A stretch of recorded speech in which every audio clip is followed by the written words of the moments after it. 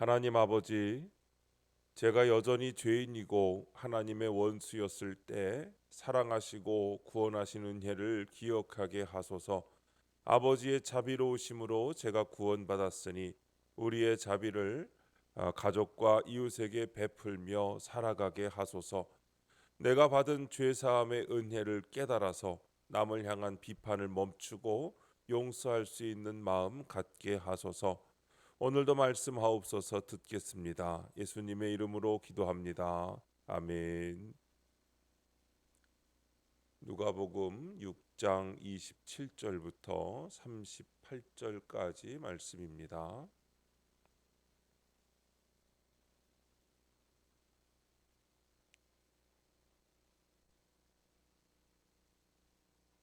찾으신 말씀을 다 함께 한 목소리로 읽겠습니다.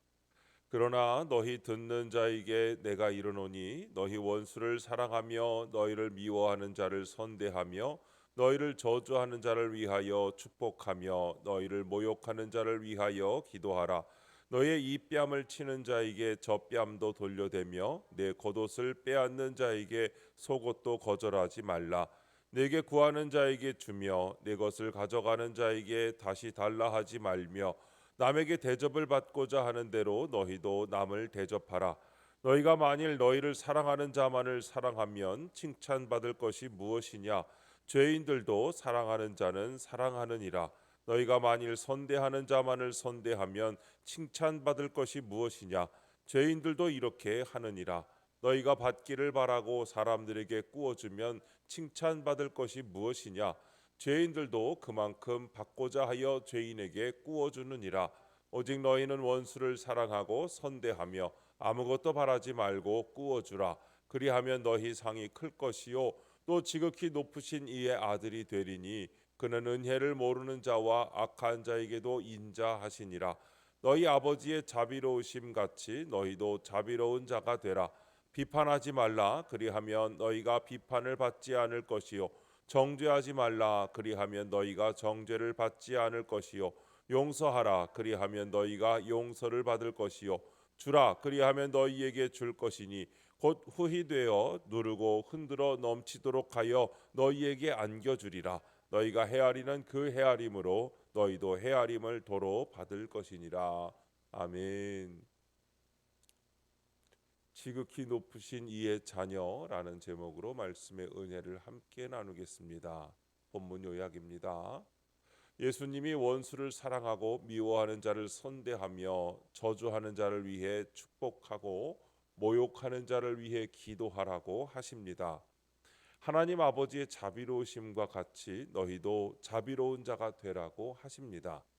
또 비판하거나 정죄하지 말고 용서하며 주라고 말씀하십니다. 첫 번째, 원수를 사랑하라 27절부터 34절입니다. 예수님은 말씀을 듣는 사람들에게 원수를 사랑하라고 가르치십니다. 이때 예수님이 명령하시는 사랑은 대접을 받은 대로 주는 세상의 사랑이 아닙니다. 대접을 받고자 하는 대로 타인을 대하는 사랑입니다. 대상이 누구인지는 문제가 아닙니다. 우리를 욕하고 미워하는 원수도 사랑할 대상입니다.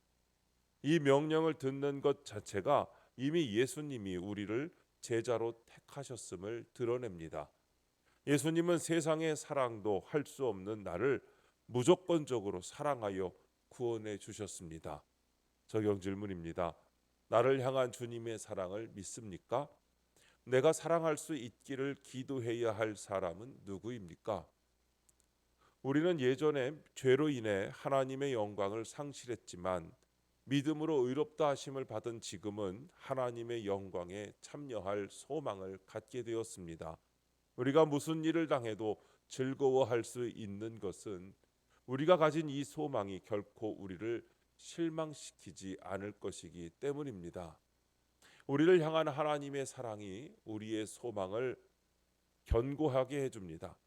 하나님은 우리를 사랑하시되 우리가 연약할 때나 우리가 죄인이었을 때 심지어 하나님과 원수였을 때조차 그리스도께서 우리를 위해 죽으심으로 우리를 향한 그분의 사랑을 확증해 주셨습니다.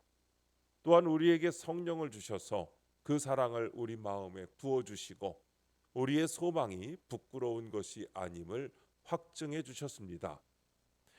주님이 자격 없던 우리를 그렇게 조건 없이 죽기까지 사랑하신 것처럼 우리도 현재 욕하고 미워하는 원수를 사랑할 대상으로 여기고 기도하며 십자가 적용을 해야 합니다. 두 번째, 자비로운 자가 되라. 35절부터 36절입니다. 원수를 사랑하라는 예수님의 명령은 우리에게 일방적으로 당하고 손해보라는 의미가 아닙니다. 그것은 이기적인 세상 가치관의 굴레에서 벗어나라는 뜻입니다. 다시 말해 세상 행복을 목적에 두지 말고 거룩한 구원을 좇아 살라는 것입니다.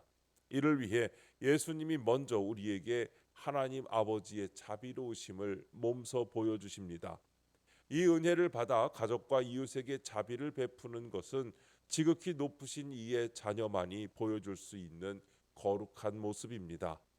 적용 질문입니다. 하나님의 자비로우심을 경험한 적이 있습니까? 오늘 누구에게 어떻게 아버지의 자비로우심을 보여주겠습니까? 우리는 나에게 잘 대해주고 유익한 사람을 사랑하지만 이것은 사랑이라기보다 본능이며 누구나 하는 것입니다. 예수님은 우리에게 선인이나 악인을 구별하지 않고 동일하게 은혜를 베푸시는 하나님처럼 원수를 사랑하고 자신을 박해하는 자를 위해 기도하라고 하십니다. 우리는 구원받을 자격이 없던 내가 하나님의 자비로우심으로 구원받게 된 것을 잊어서는 안 됩니다. 나를 정죄하지 않으신 하나님만을 신뢰하면서 나 또한 인격을 모독하고 손해를 입히고 악하게 대하는 자라도 정죄하지 말아야 합니다. 원수를 사랑하는 것과 나를 핍박하는 사람을 위한 기도는 하나님과 원수였던 내가 누릴 수 있는 가장 큰 축복입니다. 주님이 내게 원하시는 삶은 하나님 아버지의 온전하심과 같이 나도 온전하여 하나님을 사랑하고 이웃을 사랑하는 것입니다. 세 번째, 비판하지 말라. 37절부터 38절입니다. 타락한 인간에게 사랑과 비판은 서로 정반대를 향합니다. 사랑은 늘 자기 자신을 향하지만 비판은 항상 남을 향합니다. 그런데 이 방향을 반대로 되돌리는 것이 하나님 나라의 가치관입니다. 그래서 예수님은 남을 비판하지 말고 용서하라고 하십니다. 타인에 대한 비판을 멈추고 용서하려면 먼저 우리가 하나님 앞에 설 수 없는 죄인임을 인정해야 합니다. 그래야 내가 받은 죄사함의 은혜를 깨닫고 나를 힘들게 하는 사람을 품을 수 있습니다. 적용 질문입니다. 요즘 내가 비판하는 대상은 누구입니까? 말씀에 대한 적용으로 용서해야 할 일은 무엇입니까? 우리를 구원하시려고 죽었다가 살아나신 그리스도는 죽은 자와 산 자의 주가 되셨습니다. 그래서 우리는 사나 죽으나 주의 것이 되어 살아도 주를 위해 죽어도 주를 위해 죽는 삶을 살아야 합니다. 그리고 주의 소유로 사는 하나님의 백성은 인생의 목적이 거룩이기에 믿음이 연약한 형제를 비판하지 말아야 합니다. 형제를 비판하는 것은 그의 주인 되신 하나님을 비판하는 것이기 때문입니다. 따라서 우리는 인내심과 믿음이 부족한 자기 죄를 먼저 회개하고 한 마음으로 하나님의 마음을 품어 형제를 사랑해야 합니다. 한 사람을 귀히 여기고 그의 구원을 위해 헌신하는 것이 주의 소유로 사는 삶이고 복음에 참여하는 인생입니다. 남을 비판하지 말고 용서하라는 예수님의 말씀에 순종하는 적용을 꼭 하시기 바랍니다.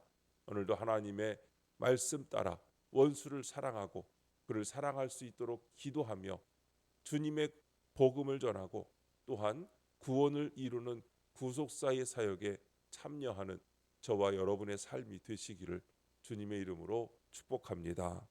기도하겠습니다.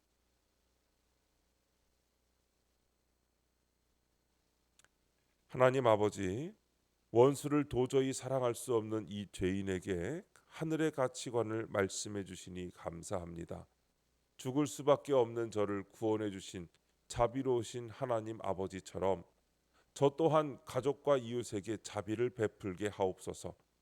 제 힘으로 할 수 없는 사랑과 용서를 할 수 있게 도와주옵소서. 주님, 이 시간 주님께 기도드리는 성도의 기도 가운데 함께하여 주시옵시고 주님의 세미한 음성을 들려주시며 그 선하신 손길로 붙들어 인도하여 주옵소서. 우리 주 예수님의 이름으로 기도드립니다. 아멘.